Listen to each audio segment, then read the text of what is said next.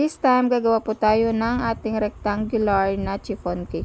Ayan guys, ang ginagawa ko dyan is naglalagay po ako ng caramel na syrup at saka yung caramel din na hindi ko alam ang tawag dyan, basta yung fudge it na caramel. Ayan, masarap yan siya guys, super masarap yan.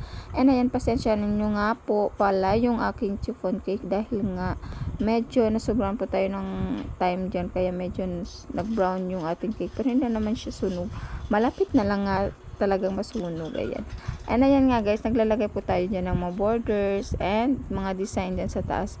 Yung design po pala ng ating cake guys ay ako lang din nagde-decide, so bali ang ginagawa ko na lang kung pag girl or boy yung celebrant ay ano ba yung tawag,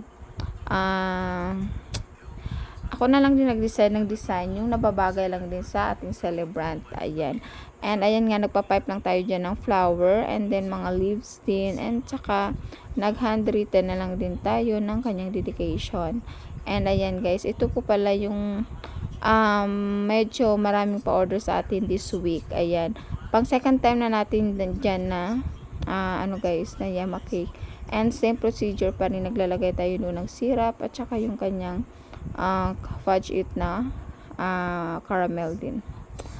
And ayan nga, ang ating second cake dyan ay ito naman siya guys, is for birthday. Yung unang cake natin kanina is for graduation. Ayan, alam nyo guys, itong in-edit ko ngayon na video ay doon ko po ito i-upload sa aking page, kasi nga itong aking profile ngayon ay hindi ko alam anong ginawa ng ating boss M dito, kasi tinanggalan niya tayo ng ads at saka wala ng earnings, kaya parang minsan nadi-discourage na rin ako mag-upload dito. Kaya next step na gagawin ko na lang is doon na lang ako mag-upload sa aking page, para yun na lang din ang i-monetize ko.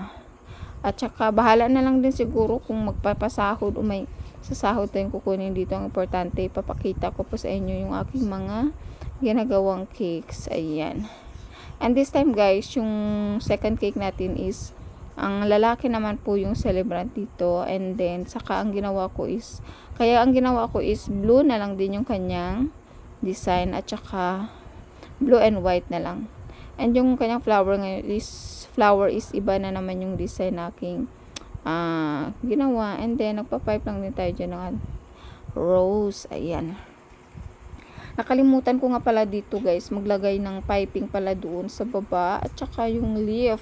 Ayan, ano na lang, huli ko na napansin na kulang, sabi ko parang dry yung aking dito design, kasi kaya sabi ko may kulang pala, napansin ko na may kulang yung kanyang border at saka yung kanyang leaf. Ayan, pero overall pasado naman.